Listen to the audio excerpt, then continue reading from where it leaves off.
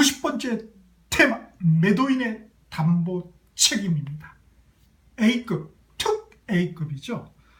우리가 민법에 3대 천왕이 있습니다. 첫 번째 나무 총칙에서는 의사표시, 그 중에서 특히 통정의, 그 다음 두 번째 나무 물권에서는 소유권, 그 중에서 특히 점유취득시효, 그리고 이제 마지막 계약채권, 계약편에서는 매매, 그 중에서도 바로 이 매도인의 담보 책임이 바로 3대 천왕이 되겠습니다. 자, 내적으로는 하자 유형별, 또 선의 악의 매수인별, 또 권리 종류별, 그러한 권리가 매수인에게 있느냐 없느냐를 사례를 통해서 구별하는 게 핵심이 되겠습니다. 그리고 또 경매하고 또 연계해서 또 이해할 필요도 있습니다. 자, 그러면은 하자 유형이 크게 권리의 하자하고, 우리 한권 432페이지입니다. 권리의 하자하고, 다음 433페이지 물건의 하자가 있죠. 그렇게 두 개로 나누고요. 그 다음 매수인도 선이냐 악이냐, 즉 그러한 하자가 있는 줄 알았으면 악의가 되죠. 몰랐으면 선이고, 그래서 선의 악의를 또 구별을 해야 되겠고, 그 다음에 권리 종류, 해제권, 손해배상청구권, 대금감액청구권, 이런 권리들, 그래서 권리 종류별로 유무를 구별하는 게 중요하겠습니다.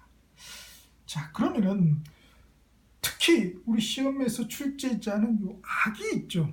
악의의 매수임에도 불구하고 권리를 주는 경우가 있어요. 칼자루를. 자, 그래서 매도인이 책임을 진다라는 것은 의무를 다한다는 거죠. 의무.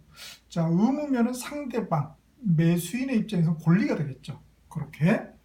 자, 그래서 악의의 매수인임에도 불구하고 우리 권리가 있는 거 한번 볼까요? 첫 번째, 권리 전부가 타인에게 속해서 전부를 이전할 수 없는 그런 경우에는 악의의 매수인이지만 해제권이 있다는 거예요. 그거 주의하셔야 돼요.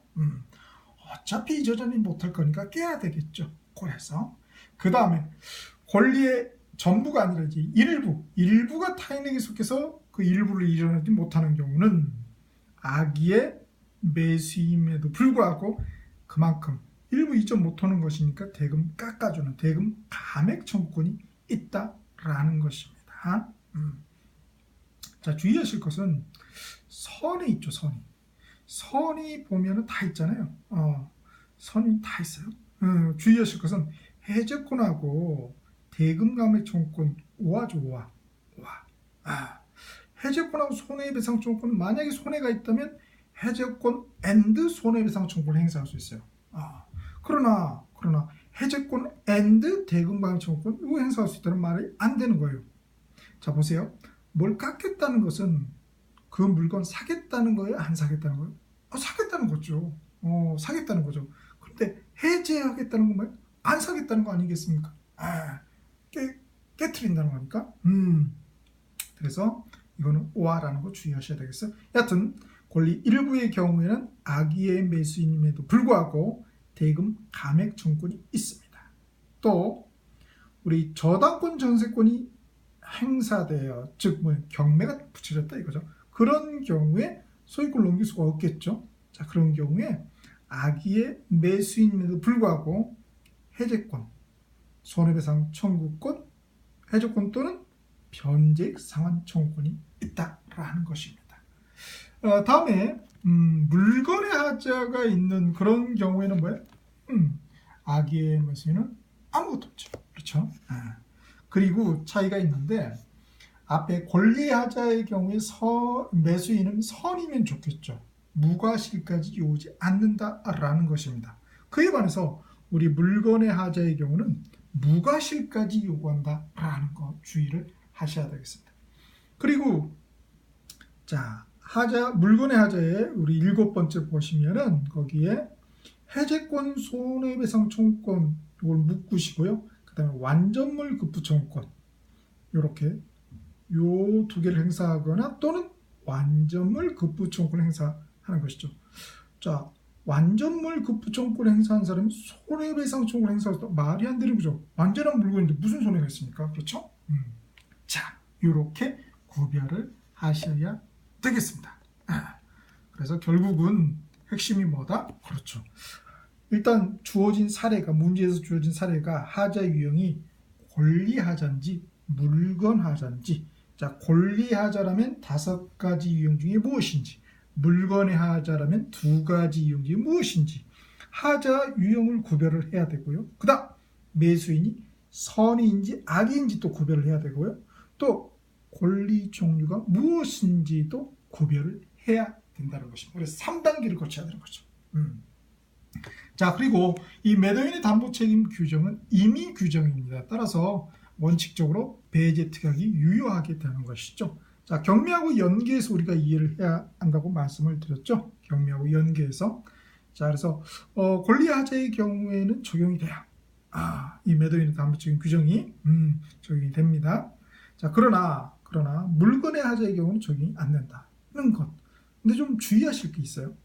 자, 권리하자 경우에는 적용이 되지만은 만약에 경매 절차가 무효라면은 적용이 또 안 된다는 예외가 있다는 것도 또 주의를 하셔야 되겠습니다.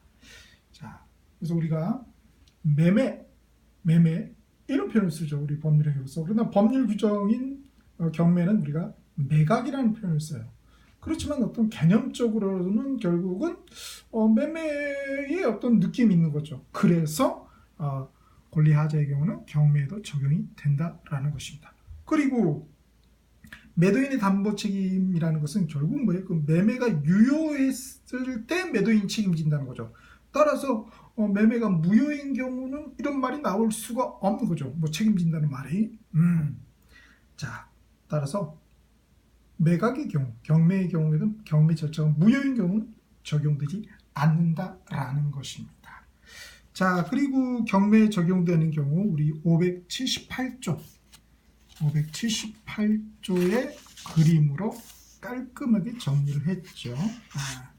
그런 경우 이 경락인 이 양반이 이제 매수인 입장이 되는 거죠. 매매의 경우에 경매에서는 그래서 해지 또는 대금강 청구 또는 손해배상 청구할 수 있죠. 이렇게.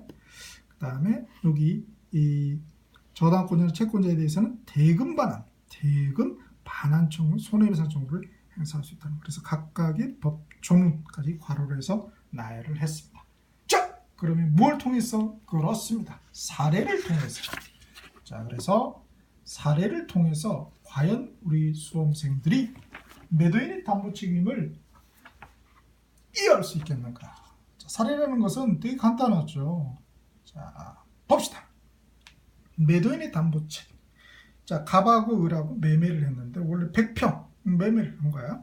자, 그런데 을이 측량을 해보니까 90평밖에 안 됐어요. 자, 그러면은 먼저 뭐를? 그렇죠. 하자 유형을 구별해야 돼요. 하자 유형이 뭐다? 수량 부족의 경우. 그 다음에 매수인의 선의 악의를 구별하고 권리를 또 구별해야 되죠. 그래서 자, 이런 경우에 해제권 또는 대금감의 청구권 그리고 손해배상 청구권을 과연 매수인이 행사할 수 있느냐 없느냐 매도인에게. 자, 해제권 대금감의 청구권은 우리 둘 중에 하나만 해야 되죠. 자, 을이 매수인이 선의인 경우에 행사할 수 있다. 그것도 사실을 안 날로부터 1년 내에 행사할 수 있다라는 것입니다. 악의는 행사할 수가 없습니다. 아무것도 없죠. 악의는. 그리고 손해배상 청구권 이것도 마찬가지입니다. 자, 이렇게 매도인의 담보 책임 중에서도 수량 부족의 사례를 가지고 한번 우리 이해를 해 보았습니다. 자, 그러면 기출로 다시 한번 음미를 해보죠. 기출 448페이지, 449페이지 보니까 그렇죠. 꼭 나오는 테마구나. 반드시 우리가 정리를 해야 된다는 것입니다. 자, 그러면은 단독 문제를 반드시 한 문제 나옵니다. 올해는 쭉 보니까 제가 볼 때는 수량 부족이 다시 등장할 가능성이 많을 것 같고요. 그래서 단독 문제는 수량 부족 사례 문제가 나올 가능성이 높겠습니다. 그 다음에는 종합 문제로 매도인의 담보 책임 전체를 물어볼 수도 있겠고요. 그 다음에 융합 문제가 나올 수도 있어요. 한 사례를 2개, 뭐 3개 정도 해서 융합 문제도 충분히 출제가 될 수가 있겠습니다.